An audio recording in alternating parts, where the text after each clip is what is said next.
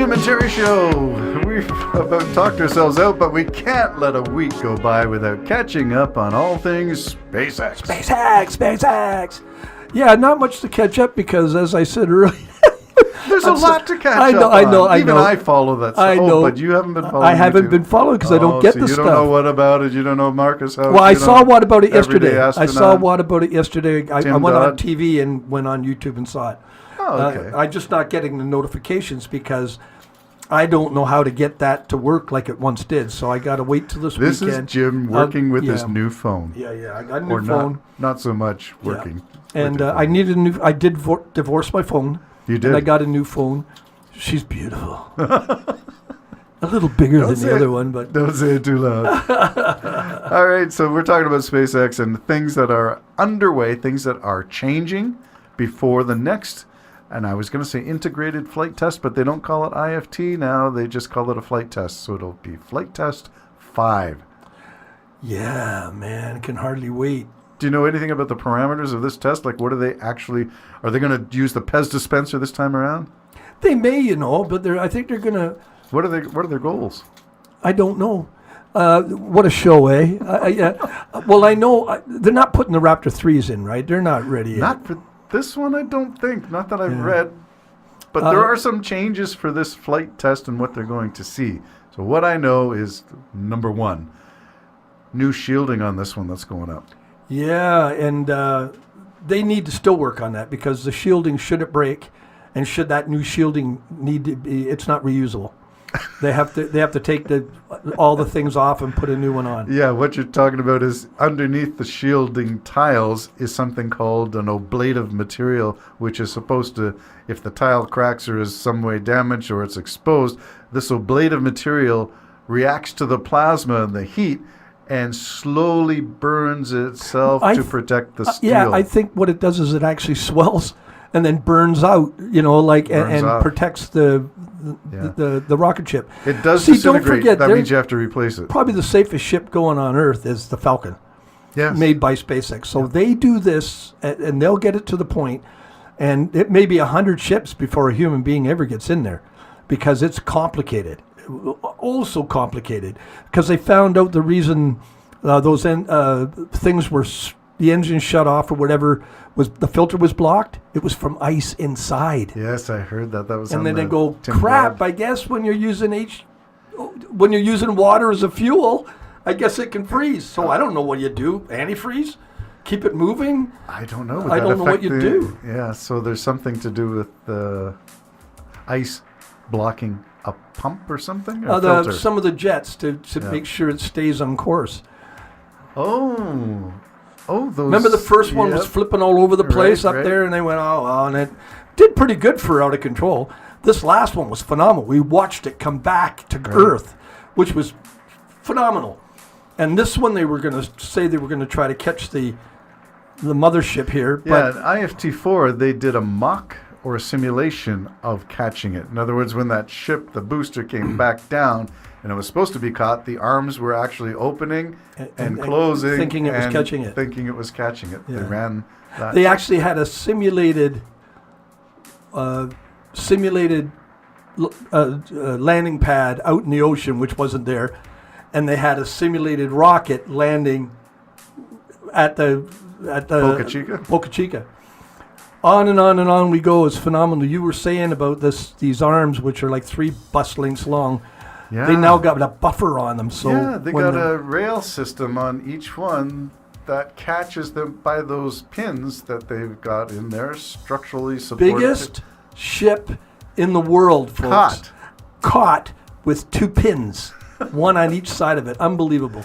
Now, what if that ship is not aligned? Well, they've got this thing that will rotate the ship while this is still under fuel and under power. It's just like the old saying, you've owned a boat. You never turn off your ignition until you're tied down completely secure. So this engine's still firing as it can be rotated until those pins click and it's caught and secured. Unbelievable. It is unbelievable. And those shock absorbers, those rails give. And I don't know what the give is. They're huge. The spring system in them must be, you're still catching hundreds of tons here coming back to Earth from space, by the way, or close to it. Yes. Yeah, and then don't forget, it's also supposed to catch the ship. The Starship. The Starship eventually is coming back too. That's why you need 2 towers, I guess.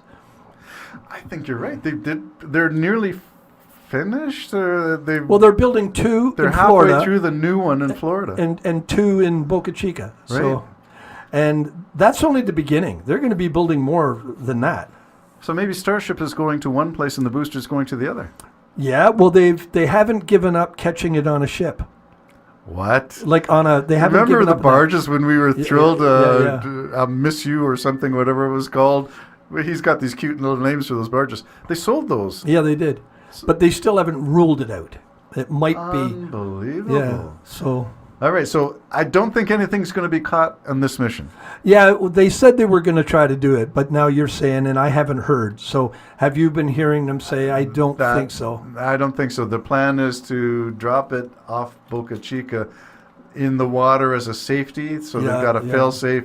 But if it looks good, I wouldn't be surprised. Last minute, Elon Musk may make the call. All systems go. Bring it on to the tower. Oh, my goodness, so exciting. It's going to be... Well, you and I are... What if they catch it? I mean, you and me will lose it. Popcorn. We got to have popcorn.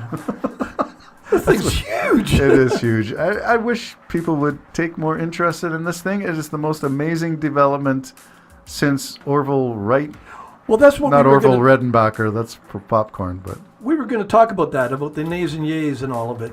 But, I mean, when you think about the nays, you could have, a library full of the benefits of the space program to humanity, helping the poor and the rich, medical and everything, and learning more about space. Because they are prototyping, which means cutting-edge engineering. Yeah, and we have all kinds of things, materials that were invented because of, and still being invented, and things still being looked at in outer space where you cannot do those experiments on Earth. So the CSS is ISS. The space station? Yeah, International Space Station. Yeah, it is a working thing. They're not just sitting there. It's a laboratory. Yeah, it's a laboratory. They work. And and then Elon Musk, whether you agree with him or not, his motives are, he is convinced sometime, somewhere down the line, humanity's going to get wiped out either by nature or by human idiocy. There's a lot of proof that civilizations have been wiped out in the past, so you can see his point. So his idea is to get humanity established somewhere else so that our psyche, our brain power, the human spirit will continue on. And maybe the aliens have something else to say. And maybe come back to Earth at some point when it's habitable. Fixed. Yeah, I mean, but that's... Who's going to stay behind to fix it? Who's on the janitorial crew, the cleanup crew for Earth? Well, that's his motivation. And even with this, I mean, excuse me, you take GPS, that's something that was developed through the space program. And so it's just going to get that much more when you get such precision when you're landing a building on chopsticks, right next to your factory. That's amazing. So that technology... This is taller than or as tall as a Statue of Liberty. So remember Ghostbusters when the Statue of Liberty starts going down New York? No, the booster is bigger. Is it? I think it's bigger than the Statue of Liberty. I think the Statue of Liberty is about the size of the Starship, but I might be wrong. Maybe the Statue of Liberty is the size of the booster. Pretty big. Size does matter when you're catching spaceships. Yes. It's really important. Yes. Now, innovations. We talked about the heat tiles are a new version going on. The one that is scheduled for mid-July now, if it's all things go. They will also have some other change regarding telemetry. So those little satellite receivers or senders that are... they're changing that. They're changing locations and where they are, because when they're in that plasma envelope coming back, the plasma can interfere with some of them, so they're changing the placement of where they are, so they should get 4K quality all the way down, right through the plasma. That's unbelievable. I can hardly... You and I were just flabbergasted at the sight of plasma. Oh, yeah, it's amazing. I mean, I've always wanted that. I don't know why they never could get a picture, a high-flying jet or something of these things hurtling into like 23,000 kilometers an hour, hurtling into Earth and landing, Terry. Yeah. I mean, both of those ships were successful in their landing. Yes. They just were landing where you couldn't hurt anybody. Right. But they went where they wanted them to go and land, even when one of the flaps was burning up, and the plasmid still managed to maneuver. The flap was still going. The flap was still going. That's amazing to me. And so they got to figure out a way to make sure that don't happen. Yeah. And then, the capacity of launching satellites and stuff and recovering satellites, bringing them back to Earth is amazing in itself. There's so many things that are down the road, and I think there are 3 more of this version before they hit the second iteration. Block 2? Block 2. Block 2's bigger. There's still 3 to go. So this IFT 5, 6, 7, 8. And then I think we go to Block 2. And that's even bigger, and that's where the Raptor 3s, I think. Oh, these Raptors. Unless they're going to test them on any one of the previous ones. Well, the Raptor 2s will do, but the Raptor 3s are so streamlined, they don't look like they could work. You're talking about the difference between an old, antiquated combustion engine with wires and spark plug things hanging all over the place with an electric motor. Yeah, it's the same idea.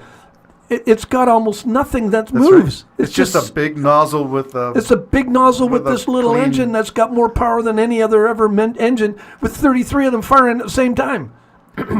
Now, we got to remember that this has all been developed at the same time that the only way to get to the International Space Station was through a Soyuz launch. Yeah. And the engine that they used there, Musk did not want to be dependent on Russian technology or Russian supply for good reason. Yeah. So now the Soyuz program is in question because what's the market?